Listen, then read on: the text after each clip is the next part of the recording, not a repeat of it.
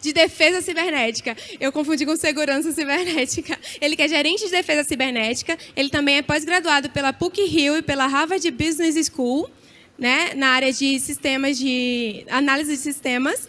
E ele também lidera projetos desde 2007 na área de segurança da informação. Então, agora a gente vai ouvir o Rodrigo Rosa. Fica aqui com vocês.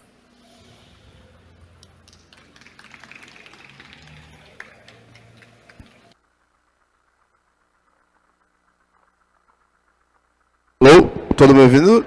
Beleza. Deixei minha água ali. Primeiro evento, né, pós-pandemia aqui pra mim, então acho que eu perdi o traquejo, se eu ficar andando de um lado pro outro, se eu ficar falando muito rápido, me perdoem. A gente vai falar aqui hoje sobre compartilhamento de inteligência cibernética. Por que eu estou falando disso, né? O mundo de hoje está cada vez mais conectado, todos nós sabemos disso. Quem aqui é de TI? Só para eu ter uma ideia, quem entende? Legal. Então a gente vai falar mais ou menos o mesmo idioma aqui. Os ataques cibernéticos estão acontecendo numa velocidade inacreditável, né?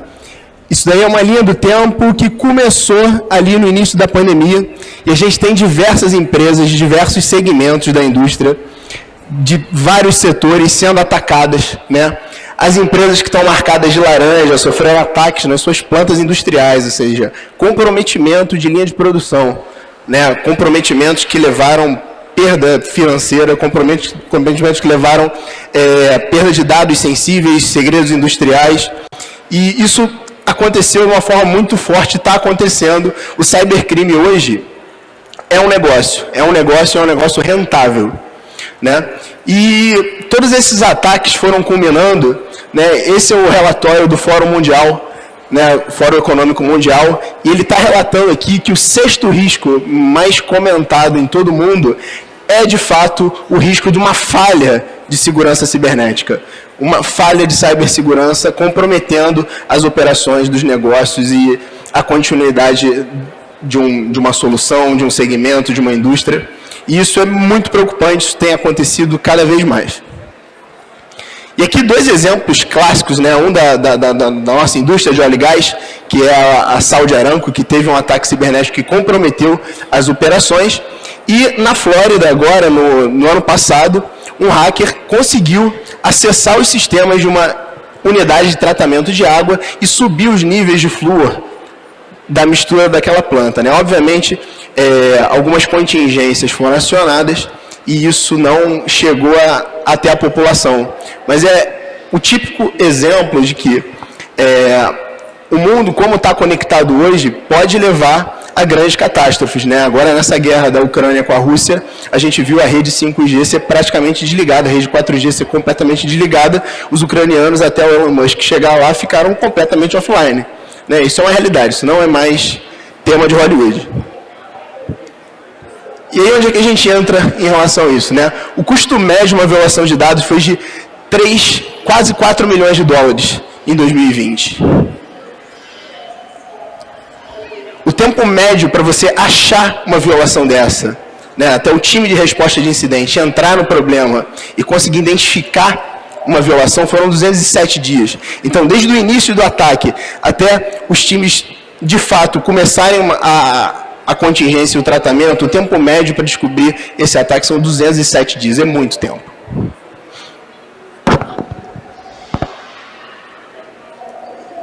E, obviamente, né, profissionais de segurança cibernética estão em falta. Hoje são 3 milhões de profissionais de segurança cibernética que estão em falta no mundo. É um recurso escasso. Muita gente é de TI, mas muita gente tem analisado muito a área de ciência de dados, e a área de segurança cibernética está muito carente, muitos profissionais deficientes aí. Obviamente, dados pessoais, né, no Brasil a gente já entrou agora para a LGPD, e várias violações, bases de dados sendo vendidas, segredos industriais sendo vendidos. Um aumento absurdo de pagamento de ransomware, né, de resgate. Né? Para quem não sabe aqui, ransomware é quando você tem a sua infraestrutura encriptada e para você ter acesso de novo a esses dados, você precisa pagar uma quantia para receber aquela chave de criptografia e liberar os seus dados. mais uma estatística aqui. Deixa eu tentar vir para o lado de cá, porque eu acho que o som tá dando uma microfonia aqui. A caixa de som estava ali, né? Beleza. Então, mais uma vez, né? Pelo menos uma pessoa em 86% das organizações clicou no link de phishing, né? Que é a principal porta de entrada para qualquer ataque cibernético. Né? A gente tem todo um ecossistema de segurança protegendo as infraestruturas, e o phishing é a forma que a engenharia social, não sei se todo mundo conhece o Kevin Mitnick, aquele filme clássico, né, dos anos 90, que ele atacou e conseguiu ser bem sucedido em vários desses ataques apenas com a engenharia social. Então, o ataque de phishing ainda é muito eficaz. Ele bypassa todas as suas barreiras e o seu usuário, que tem o privilégio que está lá na caixa de correio, acaba clicando nesse link malicioso e pode comprometer várias informações. E, obviamente, né, como as NFTs e as criptomoedas estão em voga, quase 70% das organizações no mundo experimentaram alguma atividade de cryptomine, ou seja, infraestrutura e computadores dessas organizações minerando Bitcoin ou criptomoedas sem saber que tinham infraestrutura sendo utilizada para esse propósito. E aí vamos falar um pouco, né, do que é uma ameaça. A ameaça aqui, a gente está na Campus Party, eu posso botar meu lado nerd para fora, aquele sentido aranha, alguma coisa ruim pode acontecer, né? Algum problema pode acontecer, indicação de algum dano iminente, alguma coisa que pode causar algum mal, algum agente nocivo. Isso é ameaça. Inteligência é a sua capacidade de analisar e de ter um fato anterior e usar essa informação em seu próprio benefício. Você ter uma situação passada e usar essa situação passada para obter algum tipo de vantagem. E informações sobre essas ameaças, né? O que é inteligência contra ameaças? A gente tem uma série de ataques bem-sucedidos e eu coletar informações sobre esses ataques pode me ajudar muito a prevenir esses ataques no futuro próximo. Né? Se eu entendo como aquele ataque acontece, todas as informações que eu consigo reunir sobre esse ataque vão me ser úteis no futuro. E como que eu agrego isso? Qual é o elemento de dado que eu vou agregar isso? É o IOC, que é o Indicator of Compromise. É basicamente um objeto com vários metadados, né, várias informações com dados, por exemplo, endereços IPs, domínios, hashes, URL, chave de registro, assinatura, como se fosse o DNA daquela ameaça. Né? E isso é muito importante, porque esse objeto vai ser o cerne do nosso compartilhamento. O que eu vou compartilhar? Eu vou compartilhar IOCs. Né? E por que você precisa entender a inteligência contra a ameaça? Né? Isso daqui a gente chama de Cyber Kill Chain. Né? O projetor não está ainda aqui. Enfim, não funcionou.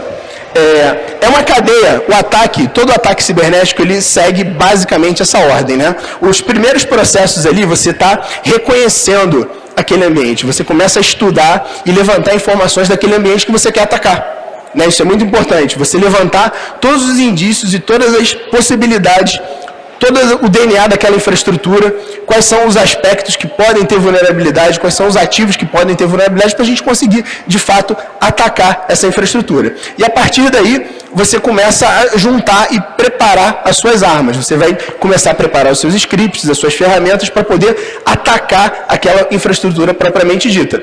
E aí você tem que entregar, né, esse pacote, ou tentar fazer essa tentativa de invasão, entregando esse objeto lá na infraestrutura, na empresa ou no lugar que você quer atacar. A partir daí você explora, se instala dentro daquela infraestrutura e começa a comandar remotamente todo aquele ambiente e exfiltrar os dados. Né? Essa parte de exfiltrar os dados, geralmente você encripta esses dados para exigir um resgate depois. Essa é a Cyber Kill Chain, basicamente aonde você... como acontece um ataque, né? 99% dos ataques sempre respeitam essa ordem. A gente tem todas essas fases acontecendo nitidamente no ataque cibernético. E aí, qual é o primeiro passo para você proteger o seu negócio? Você entender cada uma dessas fases e entender como os criminosos estão usando informações em cada uma dessas fases. Porque você consegue contra-atacar, você consegue se proteger, você consegue fechar aquela porta, você consegue tratar aquela vulnerabilidade para você se proteger. E aí vou dar um exemplo clássico aqui do ransomware, né? Todo mundo entende o que é um ransomware, né? É aquele tipo de malware que encripta e depois te cobra um resgate. Então aconteceu um ransomware. O que eu vou compartilhar sobre esse ransomware? Né? Onde esse ransomware foi visto? Qual a rede, qual o hash desse arquivo, qual foi o dropper, né, que você baixou para poder se espalhar naquela rede e infectar os IPs, as informações financeiras, qual o tipo de criptomoeda que ele exige, qual o tipo de tela de login que ele exige, qual o contexto, qual o texto daquela ameaça, em que idioma, qual é a origem, qual é o DNS. Então tem uma série de informações que conseguem identificar esse ransomware. E é isso que vai ficar encapsulado dentro desse objeto.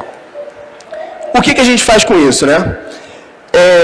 Em 2013, se eu não me engano, 2 pesquisadores estavam numa conferência de times de resposta de incidente e eles descobriram que eles estavam tratando o mesmo malware, que eles estavam meses estudando o mesmo malware, a mesma ameaça, os mesmos atores. Toda essa inteligência contra a ameaça estava sendo estudada em dobro, com o dobro de esforço. O que eles fizeram? Eles decidiram criar uma plataforma para compartilhar essas ameaças de uma forma transparente, uma forma que não expusesse as arquiteturas, coletando só, como eu falei para vocês, os detalhes daquela ameaça. E aí surge o MISP, né, que é o Malware Information Thread Sharing. E eu vou falar da CKN, que é uma rede que nós da Petrobras criamos para compartilhar essas informações com várias empresas. O MISP, ele começa de uma forma muito básica, né? Aqui a gente tem um evento acontecendo, um evento inicial, como vocês podem ver ali, que ele está puro. É um evento que foi coletado inicialmente e eu tenho 2 organizações aqui colaborando e uma terceira organização que está aqui no meio só consumindo. Então, esse evento, ele circula pelas organizações e cada organização consegue agregar algum metadado naquelas informações. Então, quando você tem isso rodando numa rede em grande escala, várias organizações conseguem colocar mais informações daquela ameaça. E você passa, por exemplo, quando você tem um anti-malware na sua rede, cada empresa tem um anti-malware, provavelmente. E cada anti-malware desse, cada antivírus desse, tem um algoritmo específico, tem uma lógica específica para chegar e identificar.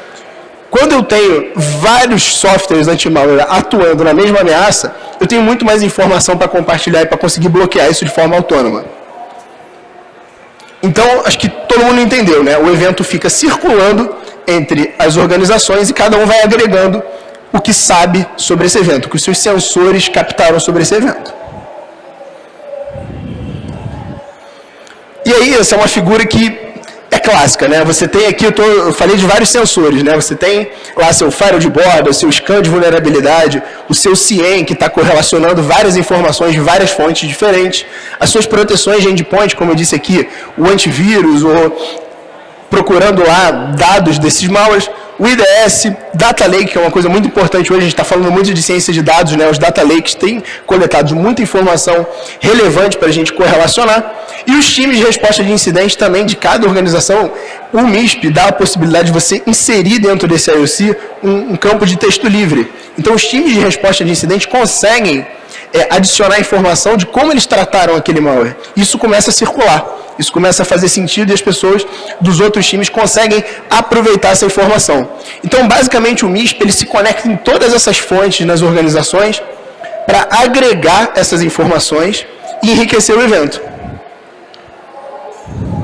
E aí surge a CKN, que é a Cyber Security Knowledge Network, que é uma rede de compartilhamento sobre ameaças.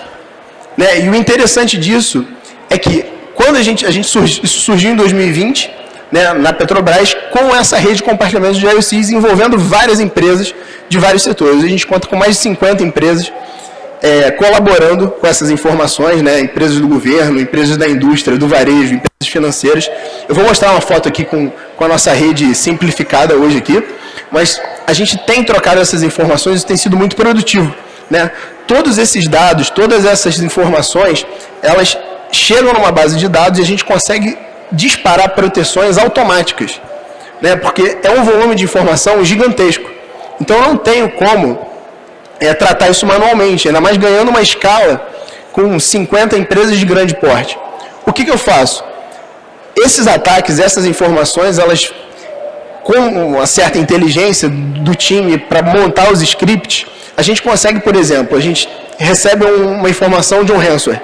A gente consegue bloquear o URL que vai explorar isso na sua infraestrutura direto no firewall, sem nenhum ser humano colocar uma regra de firewall específica para bloquear. A gente consegue botar isso no EDR, não sei se todo mundo conhece o EDR, né? Endpoint Detection Response. É uma tecnologia que está fazendo ali a telemetria da estação, entendendo ali os processos da estação, processamento, memória, os próprios processos do sistema operacional a nível de kernel, tudo que está rodando ali, e ele faz a telemetria para identificar algum malware. A gente tem a possibilidade de fazer um bloqueio automático. Como que eu vou fazer um bloqueio automático? Esse IOC que eu recebi com todos os dados da ameaça, já é disparado para o EDR para ele fazer o bloqueio automático. Então, se um arquivo que tem aquele hash tiver num IOC e eu detectar aquele IOC como malicioso, uma empresa que sofreu esse ataque e conseguiu coletar, ela já passa para as outras empresas e a gente já vai fazer um bloqueio autônomo, automático, e aquele malware ali não vai interferir na nossa infraestrutura. Esse é o princípio da CKN. Vou falar, essa daqui é a rede, né? A gente tem diversas empresas do nosso segmento de energia, né? Não vou citar nenhuma específica aqui, mas ano passado, né, a gente fez, em 2020 foi o primeiro ano, a gente fez um workshop, e esse workshop, qual é o objetivo desses workshops, né? É demonstrar como que a gente configura, né, todo esse ecossistema do MISP e de todas as proteções autônomas para poder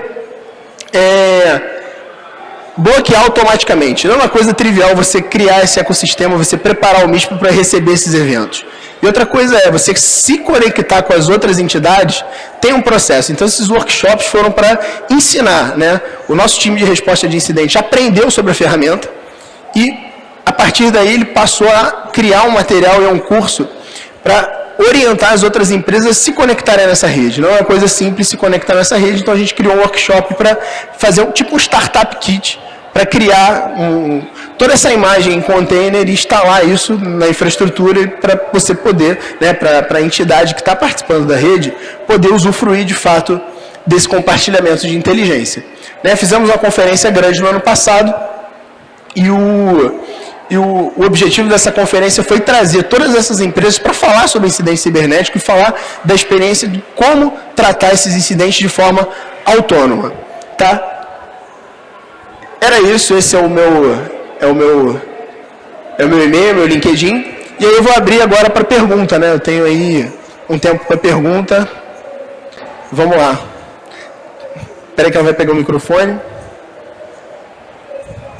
Deixa eu vir para o lado de cá, deixa eu ver se vai dar microfonia. Teste. Você falou ali no início sobre o ataque ransomware, que muitas vezes acontece no envio de e-mail, correto? Então, se apenas clicar no link malicioso já se afeta, ou é necessário baixar algum tipo de executável, por exemplo, um XL, um JavaScript, para que aquele ataque aconteça? Ou existem vários tipos de ataque?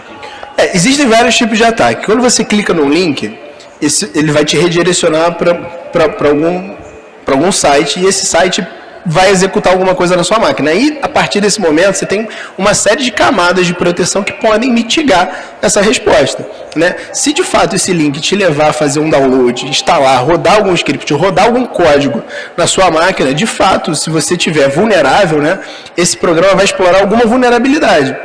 E, a partir dessa vulnerabilidade explorada, ele vai ganhar algum tipo de privilégio. E aí, sim, ele pode ter um command and control, que é ele controlar essa máquina de forma remota. E aí ele faz a exfiltração dos dados, aquilo que eu mostrei lá na CyberQ Chain, né? Ele vai passando por todas as fases. Quando ele consegue o command and control, quando ele consegue o privilégio administrativo na sua máquina, ele pode sim encriptar os dados ou até fazer uma movimentação lateral, chegar num servidor de storage, chegar num servidor de dados, chegar num sistema mais crítico, chegar numa base de dados mais sensível, copiar esses dados, exfiltrar esses dados e, em seguida, encriptar esses dados para exigir o resgate. Tá? Então, a forma do clique é, de fato, uma ameaça que acontece. Tá, então, só para concluir, não seria só apenas clicar. Existe uma ação depois de clicar que vai executar o clique é o primeiro efeito. O que acontece depois desse efeito vai depender de todo o contexto que você está inserido. as suas proteções, por exemplo. Existem ferramentas de correio que rodam qualquer clique, qualquer link, qualquer clique que o usuário dá numa sandbox, ou seja, um ambiente containerizado e fechado que vai rodar e vai experimentar os efeitos daquela ameaça no ambiente controlado. Se aquele link tiver uma reputação ruim, se aquele link baixar algum programa que não passe por uma verificação anti-malware, aquela comunicação é cortada. Então depende o que acontece depois desse clique dentro da sua infraestrutura e como a sua companhia, como você está preparado ou em casa ou na sua empresa para poder lidar com os efeitos desse clique. O ideal, se for um phishing, é não clicar, você conscientizar a sua força de trabalho para você não clicar nesse link. Obrigado.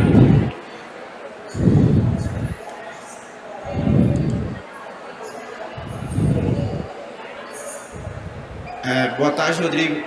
Uma pergunta que eu queria fazer é mais a fundo sobre o EDR, como você citou. Por que muitas empresas assim, a gente não fica sabendo se eles estão usando esse método de defesa? Porque, como por exemplo, a questão dos ataques que teve, eu acho que foi desse grupo, o Lapsus Group. Hoje, na Microsoft, inclusive.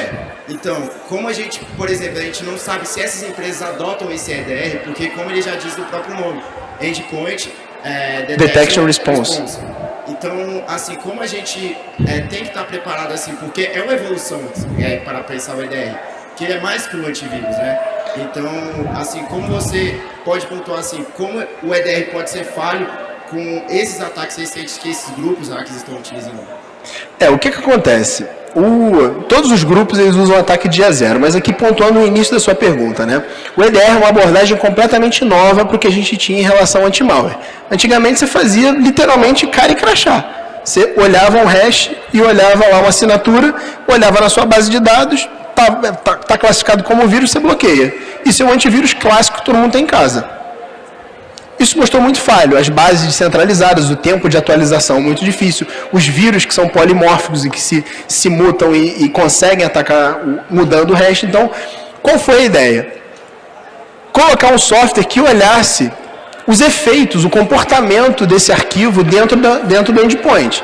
Que processo de memória ele está, que endereçamento de memória ele está fazendo, que registrador ele está acessando, quais os processos que estão rodando, que instrução ele mandou para o processador em nível de kernel. Tá? Então, os grandes fabricantes que conhecem os sistemas operacionais e como eles funcionam, começaram a mapear todas as interações maliciosas desses arquivos e fizeram EDR. Não é viável uma companhia coletar todos os dados de EDR e analisar em tempo real. E aí, com a conectividade, com o advento da computação de nuvem, foi possível que a gente colocasse um agente nas máquinas, esses agentes coletassem todas essas informações de telemetria, que é um volume de dados gigantesco, né? Leva isso para o poder de processamento da nuvem, que é imenso também, e aí você tem uma análise em tempo real daquele tipo de ameaça. E por que os ataques acontecem? Dia zero, uma vulnerabilidade que é desconhecida, um tipo de processo que é desconhecido. A inteligência artificial tem evoluído muito nessas engines de EDR. Então, o ideal que a gente tem hoje, o EDR vai substituir o antivírus? Eu entendo que em algum momento no futuro, sim. Hoje ainda não. Então, qual é a estratégia? O EDR ele vai aumentar o seu nível de proteção. A gente sempre trabalha com defesa em camadas. Então, você vai colocando barreiras ali para você ter cada vez mais, botar mais dificuldade para aquela ameaça se concretizar. Mas se for um dia zero, um processo que nunca foi explorado, uma vulnerabilidade de código que nunca foi vista, de fato, o EDR vai ter dificuldade. Pode ser que você acesse um processo, que é muito clássico você acessar um processo ali a nível de kernel, por exemplo, que vai mexer no registrador, que é importante ali para o seu I/O de disco.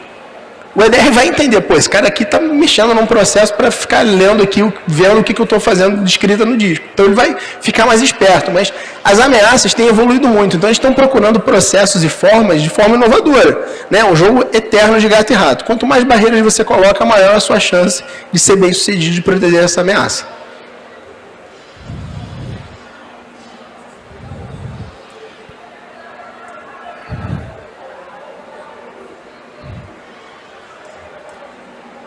Mais alguém?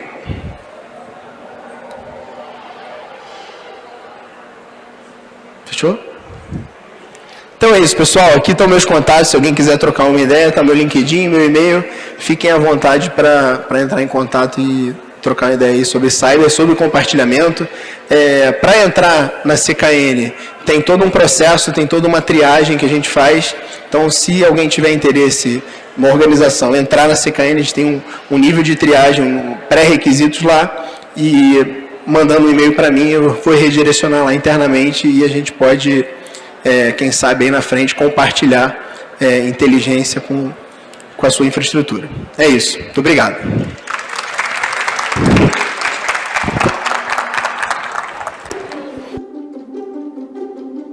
Obrigada, Rodrigo. Pessoal, agora a gente vai ter uma palestra aqui sobre gamificação e A metaversos. Petrobras tem supercomputadores e inteligência artificial com respostas instantâneas. Também usamos. Realidade virtual para aumentar a eficiência? Tudo isso está na Petrobras. Porque assim, com tanta inovação, seremos ainda melhores para você.